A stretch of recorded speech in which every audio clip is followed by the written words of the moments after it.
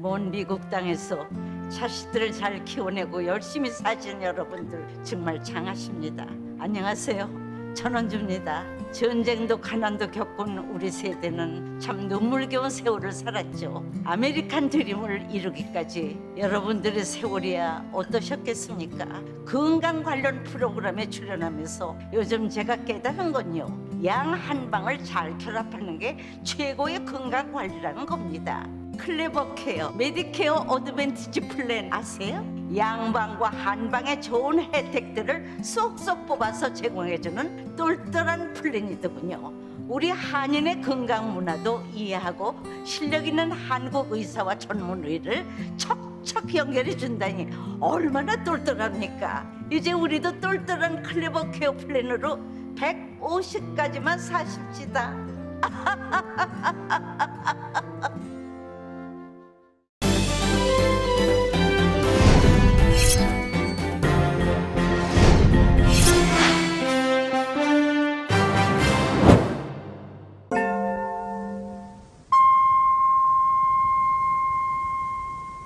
감사의 계절 11월 라디오 서울과 함께 따뜻하고 평화롭게 지내시길 바랍니다.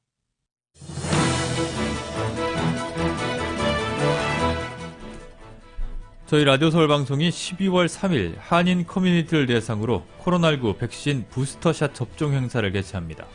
캘리포니아주 보건국이 코로나 백신 접종을 완료한 지 6개월이 지난 18세 이상 주민은 본인이 원할 경우 부스터샷 접종을 받을 수 있다고 밝혔습니다. LA시 특별위원회가 주최한 선거구 재조정안 공청회가 오늘 열렸습니다. 한인타운 단일화엔 큰 문제는 없을 것으로 예상됩니다. 바이든 대통령이 오는 15일 여야 의원들이 참석한 가운데 인프라 예산 법안에 대한 서명식을 개최합니다. 대통령이 법안에 서명하면 곧바로 공포 절차에 들어갑니다. 토니 블링컨 국무장관이 분쟁 지역에 코로나19 백신 제공 계획을 밝히며 전염병 대유행 극복에 리더십 부각에 나섰습니다. 미국과 중국이 기후변화에 함께 협력하겠다는 공동선언을 깜짝 발표했습니다. 모든 상황에서 갈등을 빚어온 두 나라가 기후변화 대응을 계기로 관계 개선에 나설지 주목됩니다.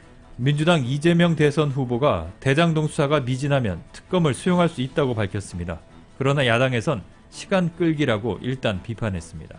국민의힘 윤석열 후보가 호남을 찾았습니다. 전두환 옹호 발언을 사과했지만 항의 시위로 인해 5.18 민주묘지 앞까지는 들어가지 못했습니다. 고발사주 의혹을 수사 중인 공수처가 손준성 검사를 다시 불러 조사했습니다. 제보자 조성은 씨는 국민의힘 김웅 의원에 대해 거짓말을 하고 있다고 말했습니다. 지난달 소비자 물가 상승률이 6%를 넘었습니다. 1990년 이후 가장 높은 수준으로 인플레 공포가 경제 전반에 확산하고 있습니다. 오늘 뉴욕 증시는 소비자 물가가 급등했다는 소식에 3대 지수 모두 하락 마감했습니다. LA론 오늘 밤과 내일 맑은 날씨가 이어지겠고 밤 최저 57도가량, 내일 낮 최고 기온은 오늘보다 10도 이상 올라가는 85도에서 87도가량으로 예상됩니다. 주요 뉴스는 아시아나 항공 미주 취향 30주년, 지난 30년 함께해 주신 성원에 감사드리며 앞으로도 정성을 다하는 서비스, 쾌적한 최신 항공기로 안전하고 편안하게 모실 것을 약속드립니다. 아시아나 제공입니다. 여러분 안녕하십니까? 김미회입니다. 안녕하십니까? 임승찬입니다. 11월 10일 수요일 라디오 서울 이브닝 뉴스 1부 시작하겠습니다.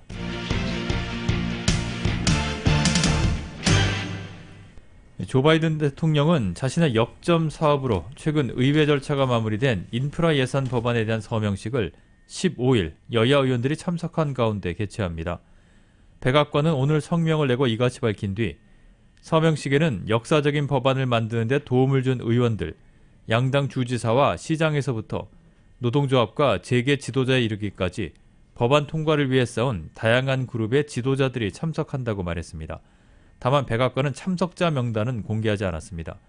1조 2천억 달러에 달하는 인프라 예산 법안은 지난 8월 상원에서 처리된 데 이어서 3개월 만인 지난주 금요일 가까스로 하원을 통과했습니다. 도로와 교량, 수자원 공급, 인터넷 통신망 등 낙후한 물적 인프라 개선과 일자리 창출을 위해 만들어진 천문학적 규모의 이 법안은 민주당 내 진보그룹이 또 다른 사회복지성 예산 법안과 연기하면서 당내에서 법안 처리에 상당한 진통을 겪었습니다. 하지만 공화당의 온건파 의원 13명이 찬성하면서 고비를 넘겼습니다. 바이든 대통령이 법안에 서명하면 곧바로 공포 절차에 들어가게 됩니다. 바이든 대통령이 주스팅 트루도 캐나다 총리와 마우렐 로페스 오브라도르 멕시코 대통령과 처음으로 회동합니다.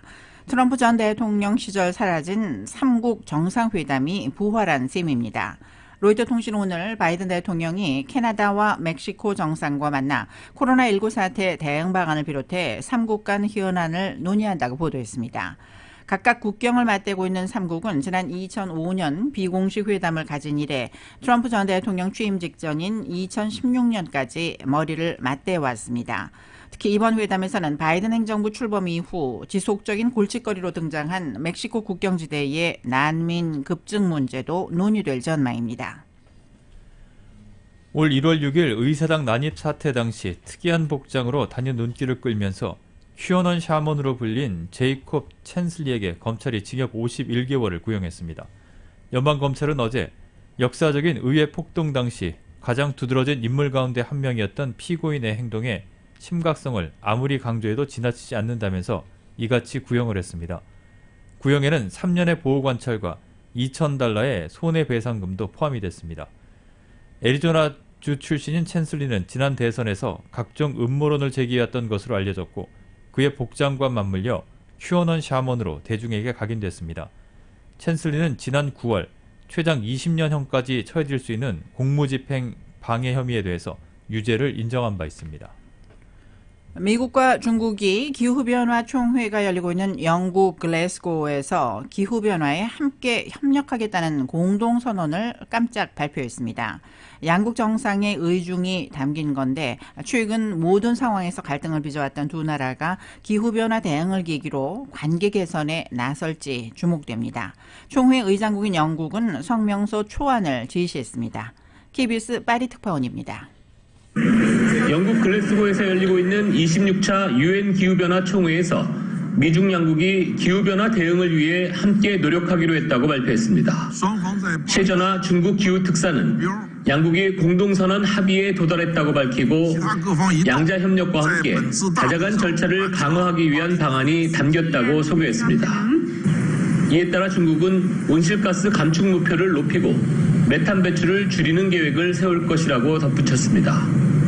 존 케리 미국 기후특사도 바이든과 시진핑 양국 정상들이 두 나라의 실질적인 차이에도 불구하고 기후위기에 관해선 협력하기를 희망했다고 말했습니다.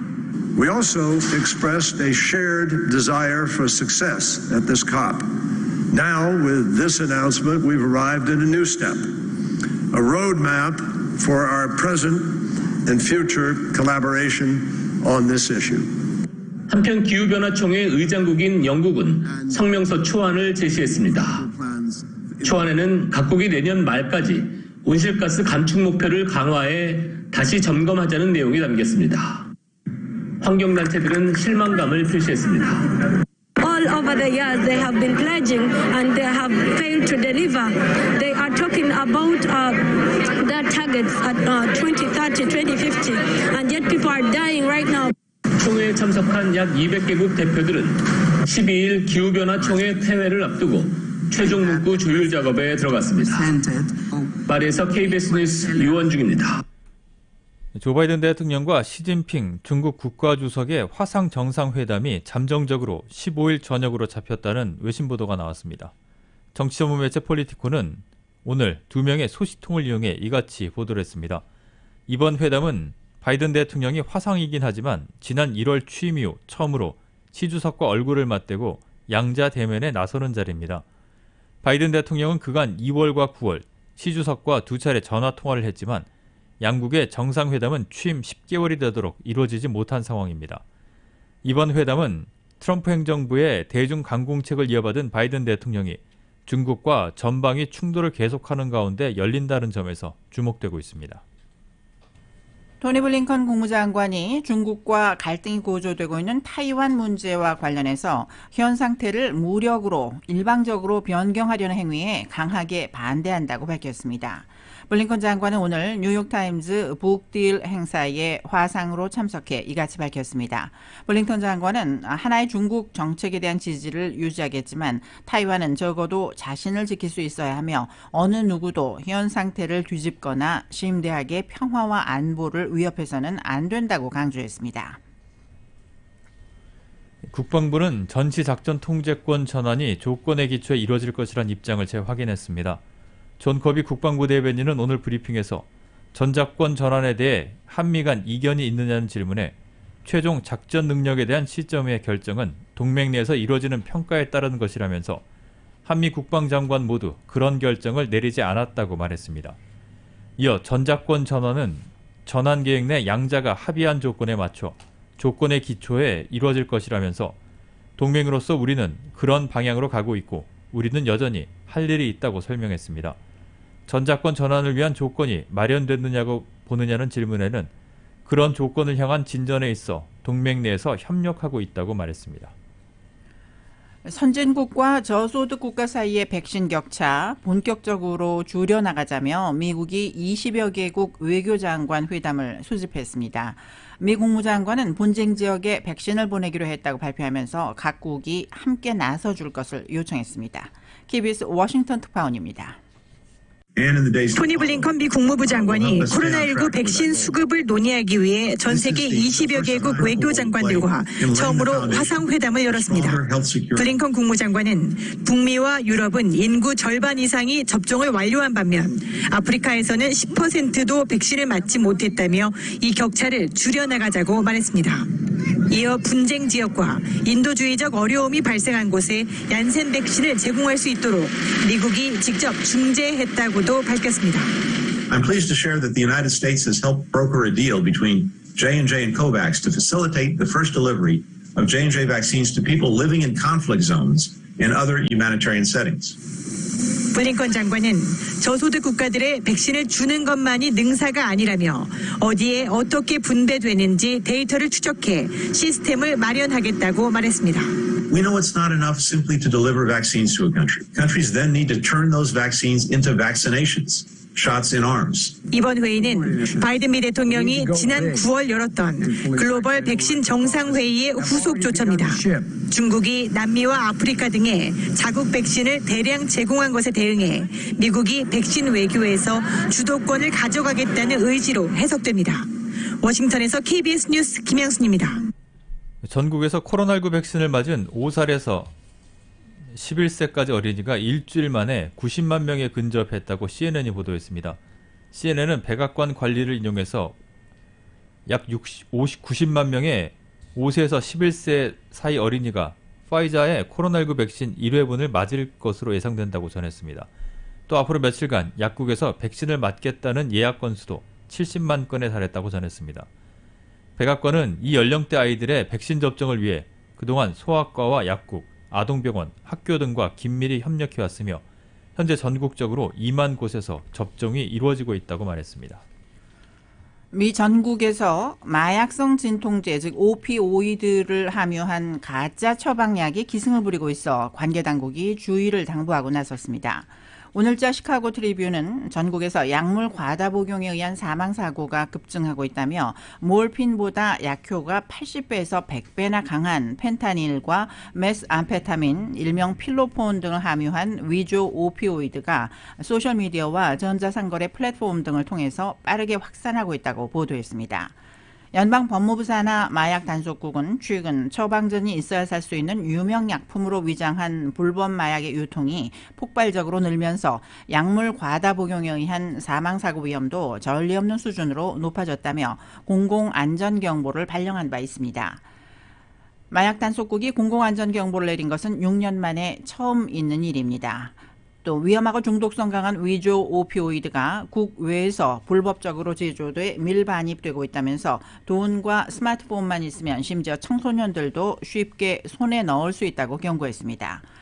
이들 위조 오피오이드, 즉 마약성 진통제는 유명 약품인 옥시콘틴, 자낙스, 에더럴 등의 포장을 모방해서 만들어졌으며 색과 모양이 다양한 것으로 마약 단속국은 설명했습니다. 마약 단속국은 또 올 들어 지난 2일까지 미 전국에서 950만 정 이상의 위조 알약을 압류했다며 2019년과 2020년 압류량을 합한 것보다 많은 양이고 2019년 이후에 430%나 증가한 수치라고 밝혔습니다. 라디오 서울 이브닝 뉴스 1부, 이 시간은 LA와 가든그로브 두 곳에서 모시는 금강안경 검안과 1250만 불 교통사고 최고 보상 교통사고 전문 천재 변호사 리차드 호프만, 빛으로 태어나는 당신은 카우나미인 100% 근적외선 마스크는 카우나뿐입니다. 정직한 빛 카후나 LED 마스크, 온오프 PRGR, 야마하 14, MU 스포츠, 전미국 독점 총판, 올림픽 골프, 구매부터 제2융자까지 아파트 론도 역시 뱅크오브 호흡이 하면 다릅니다. 희망을 설계하는 전문가들의 은행 뱅크오브 호흡 공동 제공으로 함께 하시겠습니다.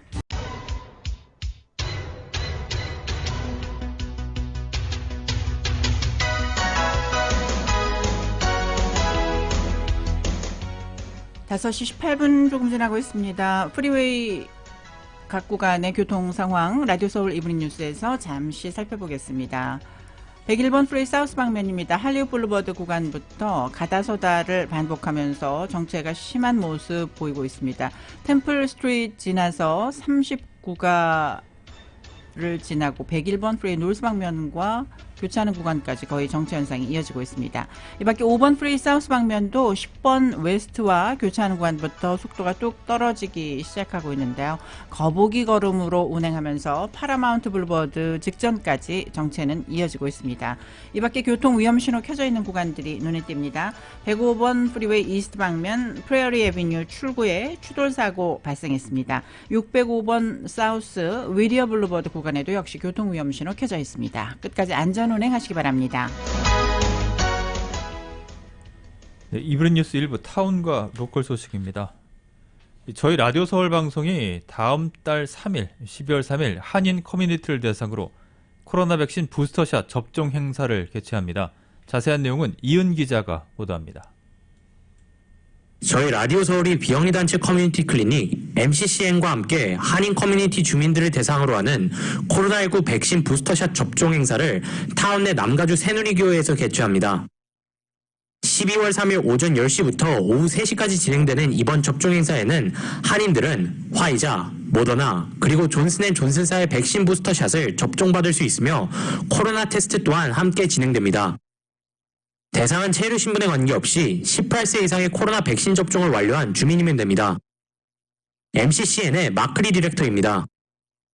이 차는 이제 부스트, 존슨, 파이저, 모더나 맞은 분들 위해서 부스트 샷 하기 위해서 우리가 이벤트를 준비했습니다. 그리고 그날 래피드 테스트도 할 수 있고, 코비드 테스트도 할 수 있고요. 그 다음에 독감 주사도 우리가 무료로 다 준비해놨습니다. 부스터샷 교차 접종도 가능합니다. 가이드라인들은 그냥 파이저 맞으신 분들은 파이저를 맞으셔야 되고, 모더나 맞은 분은 모더나 부스트를 맞아야 되고요. 존슨은 초이스가 있습니다. 파이저는 모더나를 믹스할 수 있게 되어 있습니다.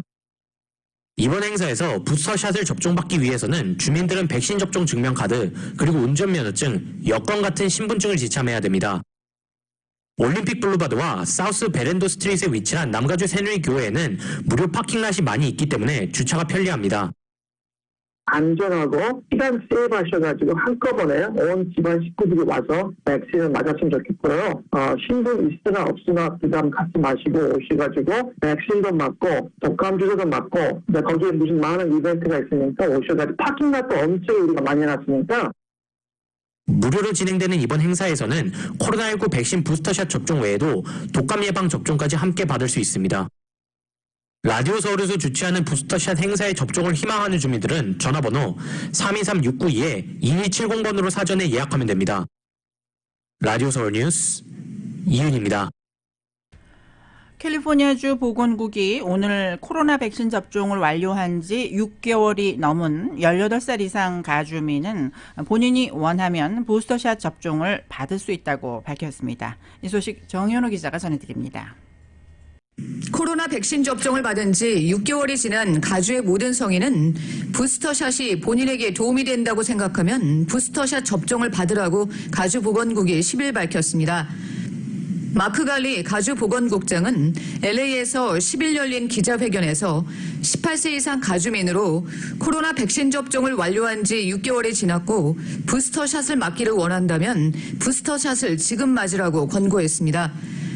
갈리 국장은 현재 부스터샷 공급량이 넉넉하다면서 부스터샷을 원하는 성인들 모두 접종을 받을 수 있도록 약국, 병원들과 조율 중이라고 밝혔습니다. 또 가주민들에게 땡스기빙 연휴를 시작으로 연말 할러데이 시즌이 다가오기 전에 부스터샷과 독감 백신을 맞으라고 독려했습니다. 가주보건국은 이 같은 권고사항은 18세 이상으로 지병이 있거나 고위험군에 놓인 주민들에게 부스터샷 접종을 허용한 연방정부 가이드라인과 사실상 맥을 같이 한다고 설명했습니다. 특히 50세 이상으로 지병이 있는 주민들은 꼭 부스터샷을 맞도록 권고했습니다. 겨울철로 접어들면서 가주에서는 다시 코로나 감염 환자가 늘어나고 있습니다. 지난해 겨울에도 가주를 비롯해 전국적으로 코로나 감염 환자가 급증한 바 있습니다. 라디오 서울 뉴스 정현호입니다. LA 카운티 셰리프국이 어제 위조 코로나 백신 접종 카드를 매매한 여성을 체포했습니다. 셰리프국은 국토안보부로부터 가짜 백신 접종 카드가 중국에서 건너왔다는 제보를 접수하고 수사를 시작해서 접종 위조 카드가 위티어에 있는 한 여성 집으로 배송된 것을 확인했습니다. 지난주 금요일 당국은 용의자인 샬린 보우캐스의 집에서 수십 장의 위조 백신 카드와 함께 증거를 찾아냈다고 덧붙였습니다. 이 여성은 중국에서 위조된 백신 접종 카드를 온라인으로 주문해놓고 미주에 백신 접종을 거리는 주민들에게 판매할 계획이었던 것으로 드러났습니다. 당국은 용의자가 이전에도 위조 백신 접종 카드를 판매한 사실을 털어놨다고 덧붙였습니다. 오렌지 카운티에 5살에서 11살 사이 아동 약 8,000명이 코로나19 백신을 접종한 것으로 나타났습니다. 카운티 보건국은 오늘 약 3,000명의 아동이 백신 접종을 마쳤으며 지난주부터 포함하면 7,780명의 아동들이 백신 1차 접종을 끝냈다고 밝혔습니다. 지난 월요일 현재 5살 이상 오렌지 카운티 주민 가운데 백신 접종을 완료한 사람은 전체의 68%, 1차 접종자까지 포함하면 73%가 백신을 맞은 것으로 집계됐습니다. 오늘 보고된 오렌지 카운티의 코로나19 신규 확진자는 218명, 사망자는 11명입니다. 병원 입원 환자는 218명이며 50명이 중환자실에서 치료를 받고 있습니다.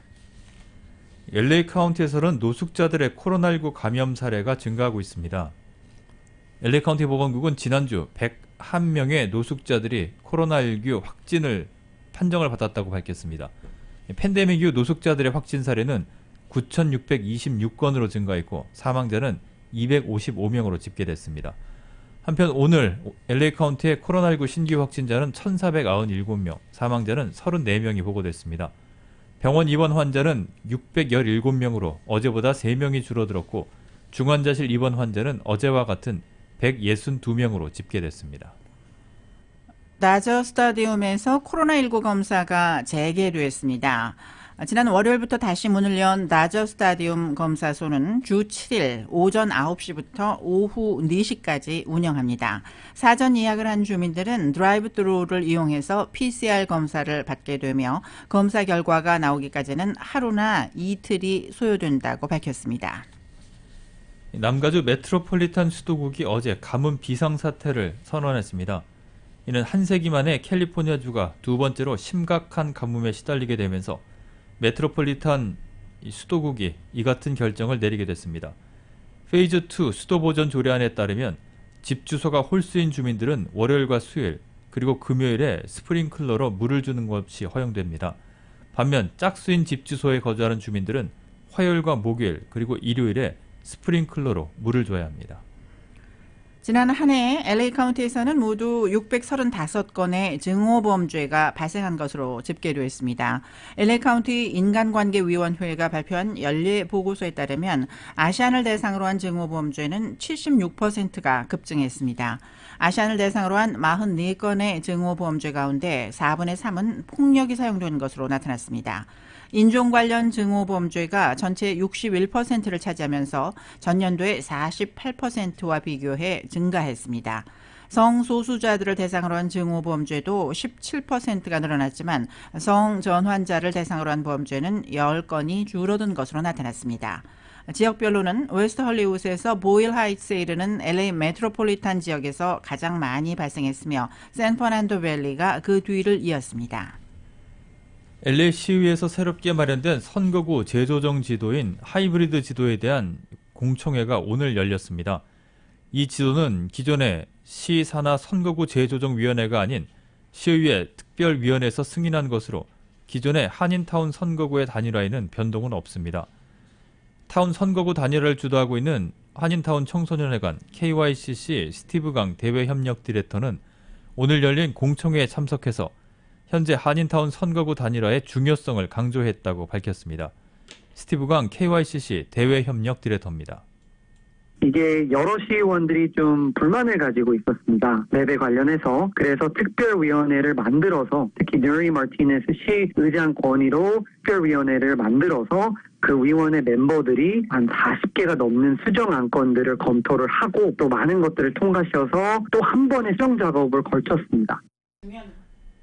그러나 아직도 니티아 라만 사지구 시의원이 새로 마련된 선거구 재조정 지도에 따라서 자신의 지역구가 축소된다는 이유로 계속 선거구 재조정 지도가 수정돼야 한다고 반대를 하고 있습니다. 스티브 강 디렉터는 다음 달 1일로 예정된 시의회 표결에선 만장일치는 아니더라도 과반수로 현재 선거구 재조정안이 채택될 가능성이 높다고 전했습니다. LA시 선거구 재조정안은 이달 23일 2차 공청회를 거친 다음 12월 1일 시의원들의 표결을 거쳐서 최종 결정이 됩니다. 라디오 서울 이브닝 뉴스 1부 함께하고 계십니다. 잠시 후에 한국 소식 이어집니다.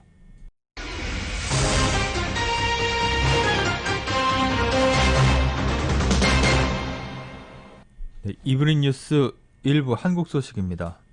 대장동 개발 의혹과 관련해서 야당의 특검 압박을 받아오던 민주당 이재명 후보가 수사가 미진하면 특검을 수용할 수 있다고 밝혔습니다. 조건부이긴 하지만 정치 공세라고 단박에 선을 그어오던 이전과는 입장차가 있습니다. 야당에선 시간 끌기라고 일단 비판했지만 앞으로 특검 논의가 이어질지 지켜봐야 할 것 같습니다. KBS가 보도합니다. 대장동 의혹 특검 요구를 줄기차게 받아오던 이재명 후보가 조건부 특검 수용 입장을 내놨습니다. 토론회 모두 발언에서 스스로 먼저 꺼낸 얘기였습니다. 미진한 점이 있거나 또는 의문이 남는다면 저는 그게 특검 형식이든 어떤 형태로든 더 완벽한 철저한 진상규명과 특검은 정치적으로 악용될 수 있다. 시간 끌기라던 그간 입장에 비하면 변화는 변화입니다. 다만 전제 조건은 여러 개가 붙었습니다. 윤석열 후보 저축은행 부실 수사 의혹, 곽상도 의원 아들 50억 퇴직금 의혹 등도 특검 대상이 돼야 한다는 겁니다. 모두 국민의힘과 연관된 부분입니다. 그러나 대장동 의혹과 고발사주 의혹을 동시에 특검하자는 윤 후보의 제안은 꼼수라고 선을 그었습니다.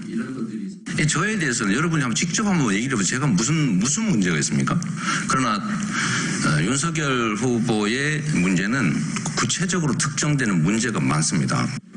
후보의 발언 이후 민주당 지도부도 특검 가능성에 여지를 뒀습니다. 검찰 수사가 미진해서 이 특검을 도입해야 한다라고 하면 여야 간의 이 협의를 통해서 특검법 협상을 하겠습니다. 그러나 특검 대상만 한정해도 여야의 입장차가 커서 여야 간 실제 특검 협상으로 이어질 가능성은 불투명합니다. 이재명 후보는 오늘 크리튼 브링크 미 국무부 동아시아 태평양 담당 차관보와 싱하이밍 중국 대사 등을 면담하며 외교 행보에 나섭니다. KBS 뉴스 강나루입니다.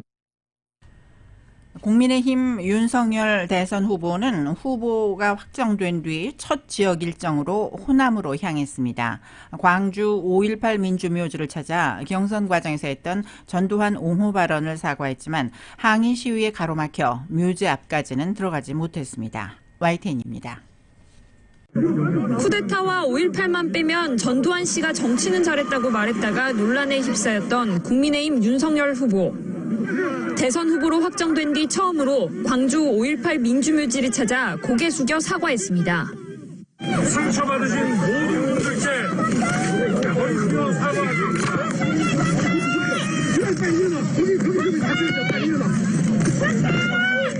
대한민국의 민주주의를 위해 피와 눈물로 희생한 것을 똑똑히 기억하고 있습니다. 사과의 뜻에서 첫 지방 일정으로 호남을 택한 겁니다. 방명록에는 민주화 인권의 5월 정신을 세우겠다고 썼고 헌법 전문에 5.18 정신을 넣겠다는 뜻도 거듭 밝혔습니다. 하지만 참배의 길은 험난했습니다. 윤 후보가 도착도 하기 전부터 정치쇼라는 시민단체의 반대 시위가 이어졌고 강주항로 델타커 반대한다! 반대한다! 반대한다! 반대한다! 입구에서 묘지까지 가는 길은 끝내 가로막혔습니다. 윤 후보는 30분 정도 서서 길 터주기를 기다렸지만 끝내 진입하지 못한 채 멀찍이 서서 참배해야 했습니다. 저분들의 그 마음을 제가 10분 이해를 하고요. 이 마음을 계속 유지해서 가지고 가겠습니다. 윤 후보는 자신은 쇼하지 않는다면서 발언에 대한 후회 대신 질책을 받고 책임도 지겠다고 강조했지만 민주당에선 반대를 무릅쓰고 사과를 강제 집행했다고 비판했습니다. 민주묘지에 진입조차 못하면서 국민의힘 윤석열 후보는 전두환 발언으로 분노한 호남 민심을 체감해야 했습니다. 비록 사과는 했지만 돌아선 호남 민심을 다시 잡기까지는 시간이 걸릴 것으로 보입니다. YTN 박서경입니다. 국민의당 대선 후보인 안철수 대표가 이재명, 윤석열 두 후보를 향해서 내수용 정치인, 법 기술자들이라며 싸잡아서 비판했습니다. 안 대표는 자신의 SNS에 두 후보가 우물밖의 세상을 모르고 과학기술에 대한 이해가 전혀 없어 보인다며 이같이 말했습니다. 이번 대선은 과거 대 미래, 미신 대 과학기술의 대결이라면서 법기술자들이 승리한다면 과거와 미신이 대한민국의 5년을 지배할 것이라고 지적했습니다. 또 법조인 정부가 아니라 과학기술 정부만이 대한민국을 구할 수 있다고 주장했습니다. 정의당 심상정 대선 후보는 차별금지법을 나중에 제정하려거든 대통령도 나중에 해야 한다며 더불어민주당 이재명, 국민의힘 윤석열 후보를 한꺼번에 비판했습니다. 심 후보는 오늘 국회 앞에서 열린 차별금지법 제정 촉구 행사에서 이 후보는 차별금지법이 긴급하지 않다고 했고 윤 후보는 제정하지 않겠다고 했다며 이같이 주장했습니다. 그러면서 차별과 혐오에 편승하고 인권을 볼모로 표를 얻겠다는 대통령은 단호히 거부해야 한다고 강조했습니다. 고발사주 의혹을 수사 중인 고위공직자 범죄수사처가 손준성 검사를 다시 불러서 조사했습니다. 제보자 조성은 씨는 고발사주 의혹은 실체가 없다고 말한 국민의힘 김웅 의원에 대해서 거짓말하고 있다고 말했습니다. KBS입니다. 고위공직자 범죄수사처가 고발사주 의혹의 핵심 인물 손준성 검사를 다시 불러 8시간 넘게 조사했습니다. 첫 조사 이후 8일 만입니다. 손 검사는 지난해 대검 수사정보정책관으로 일하며 법력권 인사에 대한 고발장 작성 등을 지시하고 이를 국민의힘 김웅 의원에게 전달한 혐의를 받고 있습니다. 공수처는 손 검사 1차 조사 이후 2가지 자료를 새로 확보했습니다. 김웅 의원을 소환해 받아낸 진술과 대검 감찰부 압수수색으로 받은 감찰 자료입니다. 공수처는 이를 토대로 손 검사를 추궁했지만 손 검사는 혐의를 완강히 부인한 것으로 알려졌습니다. 공수처는 지난달 말 윤석열 전 검찰총장을 피의자로 입건한 판사사찰 의혹에 대해서도 손 검사를 조사한 것으로 전해졌습니다. 의혹을 부른 재판부 분석 문건을 만든 곳이 손 검사가 이끌던 대검 수사정보정책관실입니다. 조사할 것이 많다 보니 손 검사는 조사 뒤 조서 열람도 못했습니다. 이에 따라 공수처는 조만간 손 검사를 추가 소환할 예정입니다. 윤 전 총장과 김웅 의원을 명예훼손 혐의로 고소한 제보자 조성은 씨는 경찰 조사를 받았습니다. 고발사주 의혹은 실체가 없다는 김 의원 발언에 대해 거짓말을 하고 있다고 주장했습니다. 그분의 말은 전체가 거짓말이기 때문에 대답할 가치도 없다고 생각합니다. 손 검사가 공수처 수사 과정에서 인권 침해를 당했다면은 진정에 대해 송두환 국가인권위원장은 원칙에 맞게 평가하겠다고 밝혔습니다. KBS 뉴스 박진수입니다. 검찰이 조국 전 법무부 장관 일가에 대한 과거 수사 과정이 적절했는지를 따지기 위해 잇따라 감찰 조사에 나섰습니다. 여야 모두에 민감할 수밖에 없는 사안이라서 대선 정국에서 어떤 변수로 작용할지 초미의 관심입니다. YTN이 보도합니다. 이른바 조국 수사에 대해 먼저 감찰에 착수한 건 서울고등검찰청입니다. 대검찰청으로부터 관련 진정을 넘겨받아 옛 서울중앙지검 조국 수사팀의 수사가 적절했는지를 들여다보고 있습니다. 당시 수사팀이 사모펀드 의혹을 수사하면서 조국 전 법무부 장관 관련 부분만 수사하고는 정작 배후로 지목된 자동차 부품업체 익성 등의 수사는 소홀히 했다는 민원의 진위 확인에 주력하는 것으로 전해졌습니다. 조국 수사 감찰 진정 민원은 대검찰청에도 접수됐습니다. 조국 전 장관 부부의 자산관리인으로 알려진 김경록 씨가 검찰 조사 과정에서 강압에 의해 자백을 회유당했다는 내용으로 국민신문고에 낸 진정이 조사 대상입니다. 김 씨는 조 전 장관의 부인 정경심 교수의 컴퓨터와 하드디스크를 숨겨준 증거 은닉 혐의가 유죄로 인정돼 징역 8개월에 집행유예 2년이 확정됐습니다. 애초 법무부에 접수된 진정이지만 중앙지검이 수사 기록을 법무부에 제출할 수 없다는 입장을 밝히면서 결국 대검에 이첩됐습니다. 대검 감찰부는 법무부와 중앙지검으로부터 받은 근거 자료들을 검토해서 직접 감찰할지 이미 관련 수사 감찰에 들어간 서울고검에 내려보낼지를 조만간 결정할 것으로 보입니다. 대검 반부패 강력부장으로 조국 수사를 지휘했던 한동훈 사법연수원 부원장을 비롯한 당시 수사팀은 치졸한 보복, 표적 감찰 등 격앙된 반응을 보이고 있습니다. 반면 법무부와 대검, 서울고검은 통상의 절차에 따랐을 뿐이라는 입장입니다. 그러나 이번 감찰 결과는 대선 시기와 맞물려 진행되면서 적잖은 파장이 예상됩니다. 문재인 정부에서 검찰 수장에 오른 윤석열 전 검찰총장이 국민의힘 대선 후보로 나선 시발점은 바로 조국 수사라는 게 대체적인 시각입니다. 윤 후보는 당시 법과 원칙에 따른 수사를 강조하면서 정권과 여권의 대립각을 세웠고 극한 갈등 끝에 결국 중도에 물러난 뒤 현재 제1야당의 대선 후보가 됐습니다. 현 정권 그리고 제1야당 대선 후보가 함께 맞물린 사안이다 보니 조국 수사 감찰 결과가 언제 어느 쪽에 손을 들어주느냐에 따라 선거에 미칠 영향도 만만치 않을 전망입니다. YTN 우철입니다. 지금까지 한국 소식 전해드렸습니다. 라디오 서울 이브닝 뉴스, 잠시 후에는 경제 소식 이어집니다.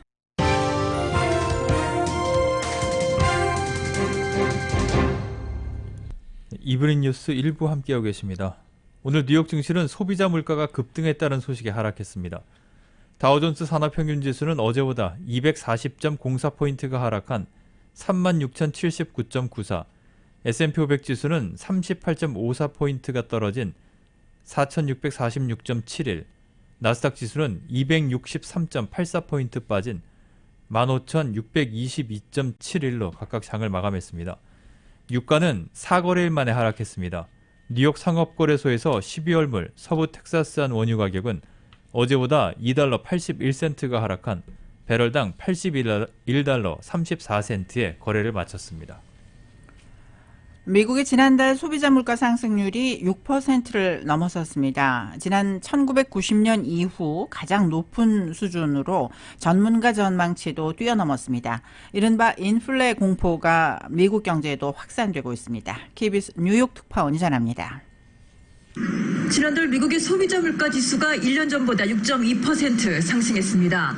1990년 12월 이후 최대 상승폭으로 블룸버그 통신이 집계한 전문가 전망치 5.9%도 웃돌았습니다. 전달 대비 상승률도 0.9%로 역시 전망치를 뛰어넘었습니다. 거의 모든 품목에서 전방위적인 가격 상승이 나타나고 있는데 지난달엔 특히 TV 10.4%, 세탁기 14.9% 등 가전제품 상승폭이 두드러졌습니다.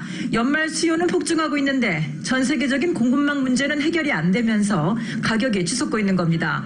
1년간에 인건비가 상승하면서 기업들이 소비자 가격을 계속해서 올리고 있는 것도 물가를 끌어올렸다는 분석입니다. It's quite frustrating with all the money being funneled into free money into the economy, just causing inflation and everything. So, with that comes higher pay raises for my employees. 연말연시 휴가철을 앞두고 여행 수요도 급증하고 있는데 기름값 등 각종 에너지 가격은 항공료 등의 여행 비용도 더 끌어올릴 것으로 보여 물가 상승세가 언제 누그러질지 예측은 어려워 보입니다. Of course, it is very difficult to predict the persistence of supply constraints or their effects on inflation. Global supply chains are complex. They will return to normal function, but the timing of that is highly uncertain. 미국 중앙은행인 연방준비제도는 일시적 인플레이션이라는 입장을 고수하며 금리 인상엔 여전히 신중한 태도를 유지하고 있습니다. 하지만 이렇게 예측치를 뛰어넘는 물가 상승률이 계속 이어진다면 금리 인상 시기를 둘러싼 고민은 더 깊어질 수밖에 없습니다. 뉴욕에서 KBS 뉴스 한보경입니다. 지난주 신규 실업수당 청구 건수가 26만 7천 건으로 집계됐다고 노동부가 오늘 아침 발표했습니다. 전주보다 4천 건이 감소해서 코로나19 사태 이후 최저치 기록을 5주 연속 경신했습니다. 실업수당 청구 건수 감소세는 델타 변이 확산세가 진정된 이후 고용시장이 다시 회복 속도를 올리고 있다는 신호로 풀이가 됩니다. 다만 최소 2주 이상 실업수당을 신청하는 계속 실업수당 청구 건수는 216만 건으로 전주보다 5만 9천 건 증가했습니다. 전기자동차 업계 1위인 테슬라의 대항마로 평가받는 스타트업 리비안이 나스닥에 상장합니다. 로이터 통신 등은 오늘 리비안 공모가가 주당 $78로 확정됐고 시초가는 공모가보다 60% 높은 $125에 이를 전망이라고 보도했습니다. 리비안의 시장 가치는 $1,070억 달러로 예상됩니다. 리비안 시가총액이 $1,000억 넘어서면 빅3 완성차 업체인 포드, 제너럴 모터스, 크라이슬러의 모회사인 스텔란티스 시총을 앞지르게 됩니다. 로이터 통신은 월가의 기관 투자가들이 테슬라가 지배하는 전기차 분야에서 리비안이 그 다음 빅 플레이어가 될 것이라는데 베팅하고 있다고 전했습니다. 블룸버그 통신에 따르면 리비안 기업 공개는 올해 미국에서 가장 큰 규모이고 역대 6번째입니다. 대규모 지분을 처분할지 설문을 트윗에 올렸던 테슬라의 일론 머스크 CEO가 실제로 테슬라 지분을 매각했습니다. 공시에 따르면 머스크는 테슬라 보통주 주식 매수 선택권을 행사한 뒤에 이 가운데 93만 4천 주를 약 $11억 매각했습니다. 스탁옵션 행사 가격은 주당 $6.24, 오늘 테슬라 종가는 $1,067.95였습니다. 이번 주식 매각은 스탁옵션 행사와 관련된 원천징수 의무 조항을 충족시키기 위한 것이라고 머스크는 공시를 통해서 밝혔습니다. 머스크가 테슬라 주식을 판 것은 소득세를 납부하기 위해서 스탁옵션을 행사하고 매각을 한 지난 2016년 이후 이번이 처음입니다. 디즈니는 넷플릭스와 경쟁하고 있는 자사의 온라인 동영상 서비스 디즈니 플러스가 3분기 출시 이후 가장 저조한 가입자 증가폭을 보였다고 밝혔습니다. 오늘 로이터 통신의 보도에 따르면 디즈니는 디즈니 플러스가 지난 분기에 210만 명의 신규 가입자를 확보하는 데 그쳤다고 공개했습니다. 이는 팩트셋이 내놓은 전문가 전망치 1,020만 명을 크게 밑돈 수치이며 경쟁사인 넷플릭스와 같은 기간 신규 가입자의 절반에도 못 미치는 수준입니다. 10월 초 기준 디즈니 플러스의 총 가입자 수는 1억 1,810만 명이며 훌루와 ESPN 플러스까지 합친 디즈니의 총 스트리밍 서비스 가입자 수는 1억 7,900만 명으로 집계되었습니다. 디즈니는 이어 지난 분기에 코로나19 이후 처음으로 모든 자사 테마파크가 문을 연 데 힘입어 테마파크와 상품 부문의 매출이 지난해 같은 기간에 약 2배로 늘어난 $55억 달했다고 밝혔습니다. 글로벌 정보기술 기업을 회원사로 둔 정보기술산업위원회 ITIC는 미 정부가 반도체 업계에 공급망 자료 제출을 요구한 데 대해 우려를 표시했습니다. 블룸버그 등에 따르면 ITIC는 지난 8일 상무부에 제출한 의견서에서 정부의 요구는 다른 정부에도 우려스러운 신호를 보낼 수 있다고 밝혔습니다. 미국의 사례를 본떠서 다른 나라의 정부가 가치가 덜한 목적을 위해 반도체 업계에 유사한 자료를 공유하도록 강제하는 데 관심을 두도록 할 수 있다는 것입니다. 상무부는 반도체 부족 사태가 지속되자 글로벌 반도체 업계에 반도체 재고와 주문, 판매 등 정보를 8일까지 제출하도록 요구했고 이에 대해 민간 기업의 기밀 정보까지 요구하는 것은 과도하다는 우려가 나왔습니다.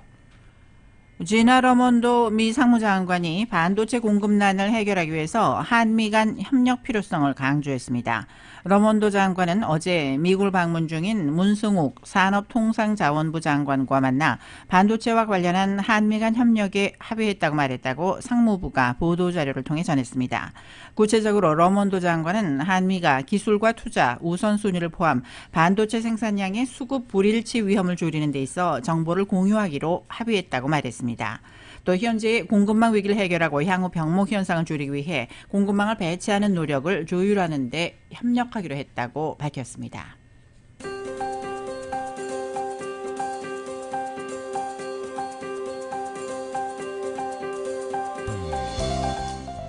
(11월 10일) 수요일 저녁 라디오 서울 이브닝 뉴스 날씨 알아보겠습니다. 지금은 CBB SBA 타임 스몰 비즈니스를 성공으로 이끌어주는 CBB 뱅크 제공입니다. LA 지역 오늘 밤과 내일 맑은 날씨가 이어지겠습니다. 밤 최저 기온은 57도가량, 내일 낮 최고 기온은 오늘보다 10도 이상 올라간 85도에서 87도로 더운 날씨가 예상됩니다. 한편 금요일과 토요일에는 낮 최고 기온 조금 더 올라가서 88도에서 89도가량으로 예상됩니다. 내일 낮 최고 기온 오렌지 카운티 지역은 91도, 밸리와 인랜드 엠파이어 90도, 해안 지역은 81도가량 되겠습니다. 하와이 호놀룰루 오늘 밤 맑은 날씨가 이어지겠고 밤 최저 71도가량, 내일은 곳에 따라 구름 끼겠습니다. 낮 최고 84도로 예상됩니다. 한국 날씨입니다. 이번 주 내내 비가 내리고 때이른 겨울 추위가 찾아왔습니다. 한국은 오늘도 전국이 흐리겠고 경기 남부와 충청, 남부에는 가끔 비가 내리겠습니다. 수도권과 강원에는 낮 동안 빗방울이 떨어지거나 눈발이 날리는 곳이 있겠습니다. 내일 서울의 아침 기온은 영하 1도, 대관령은 영하 6도까지 떨어지겠습니다. 날씨는 지금은 CBB SBA 타임 스몰 비즈니스를 성공으로 이끌어주는 CBB 뱅크 제공이었습니다. 라디오 서울 이브닝 뉴스 일부 LA와 가든그로브 두 곳에서 모시는 금강안경 검안과 1250만 불 교통사고 최고보상 교통사고 전문 천재 변호사 리차드 호프만, 빛으로 태어나는 당신은 카우나 미인, 100% 근적외선 마스크는 카우나뿐입니다. 정직한 빛 카후나 LED 마스크, 온오프 PRGR, 야마하 14, MU 스포츠, 전미국 독점 총판, 올림픽 골프, 구매부터 재이용자까지 아파트 론도 역시 뱅크 오브 호흡이 하면 다릅니다. 희망을 설계하는 전문가들의 은행 뱅크 오브 호흡 공동 제공이었습니다.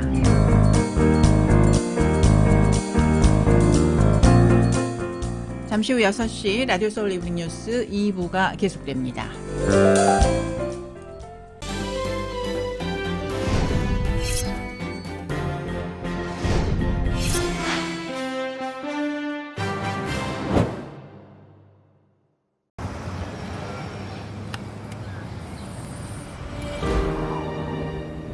아직 쓰여지지 않은 스토리. 그 스토리를 완성하기 위해서는 새로운 아이디어를 찾아 움직여야 합니다.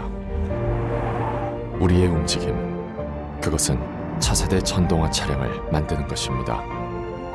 당신의 새로운 영감을 찾아서